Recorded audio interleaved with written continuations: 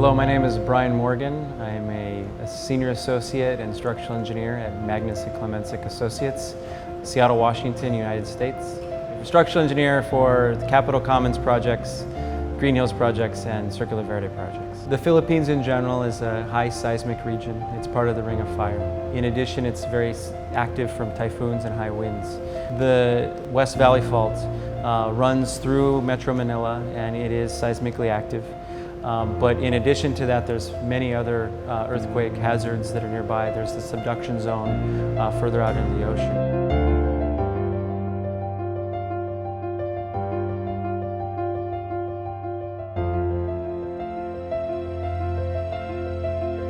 The goal of any design, high-rise or otherwise, is to provide a safe, habitable building that can resist these natural forces upon a structure.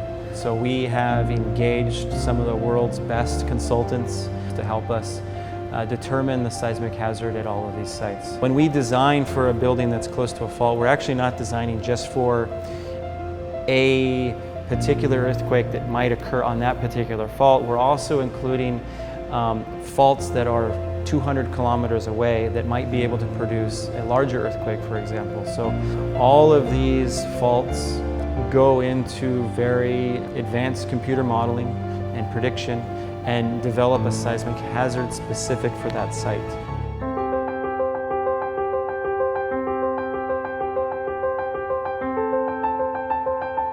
Yeah, so the Royalton at Capitol Commons, the buildings are constructed of reinforced concrete construction.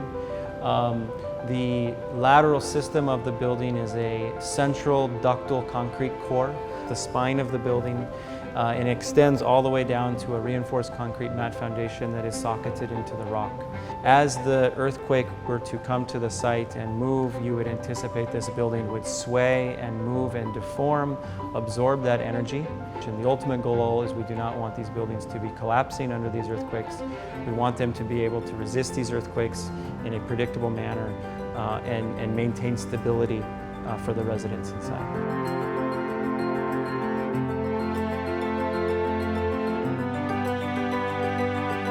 So the Imperium is very similar. Again, it's concrete construction. It is a more slender building than its counterpart, the Royalton. It uses a similar concrete core system, but it also utilizes an outrigger system to give it greater stability. What you'd anticipate in this building is that, again, its stiffness and strength are adequate for moderate and large wind forces.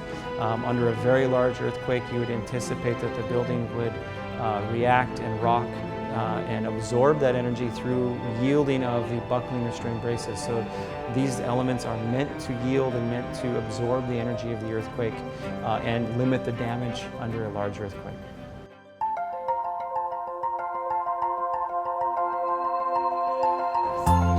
So Maven, again, is reinforced concrete construction. The two towers, one of them is approximately 200 meters tall, the other is 130 meters tall. The buildings will use this shear wall, core wall system as its spine, its stiffness. When lateral loads from wind or seismic hit the building, the core resists these forces. It has adequate strength, it has adequate stiffness, it has adequate ductility, so that when a very large earthquake event were to occur, the building moves and rocks and absorbs that energy dissipation, and then absorbs that energy and dissipates it. Rather than crumbling and failing, it absorbs it through movement, and the goal is to have a building that's safe and standing at the end of a very large earthquake.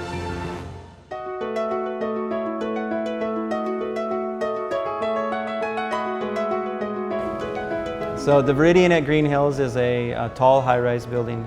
It's constructed of reinforced concrete construction. The lateral force-resisting system is a central concrete core that houses the central services of the building, the elevators and the stairs. It's the spine of the building. It's founded upon a reinforced concrete mat foundation into the rock, a very stable system to take the forces down into the soil. In addition, The building utilizes an outrigger system with buckling restraint braces. The intent of that is to provide greater stiffness and stability of the building, a greater stance. And the detailing of that is such that under wind and moderate seismic, the building is intended not to yield. It's intended to have adequate strength and stiffness to resist those forces. But under a very large earthquake, what you would anticipate is that these buckling restraint braces are intended to yield.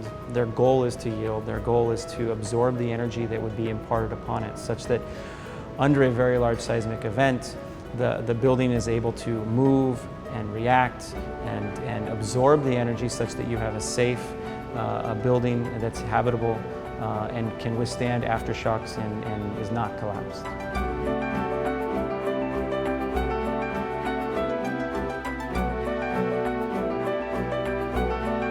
So Avila at Circular Verde is a reinforced concrete structure. It's 2 towers that are interconnected. They're not intended to be standalone buildings. They're intended to work with each other.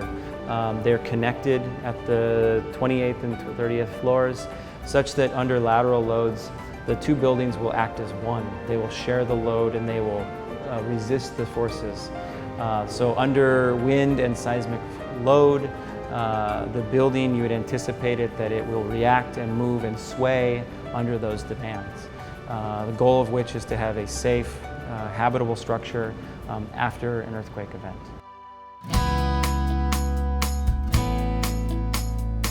Given the very high seismicity of Philippines and the very high wind demands that come from typhoons, it was important for us to engage other experts in these fields. So we reached out to an international consultant, Lang & Rollo, to help us with the geotechnical aspects of all of the sites. It was important to help us define the seismic hazards specific to each site such that we could design the building uniquely for that site and appropriately for that site. In addition, we engaged a wind tunnel consultant, RWBI, out of Canada, to help us find the wind loading specific to each site. Not only specific to each site, but specific to how the buildings will interact with each other. A building standing alone, it behaves differently than a building amongst a forest of other buildings. And so with these consultants, other international consultants on our side, as the structural engineer, we were able to get very specific and unique demands and loads for each site, both from a seismic and wind perspective, and design the building safely to meet those demands.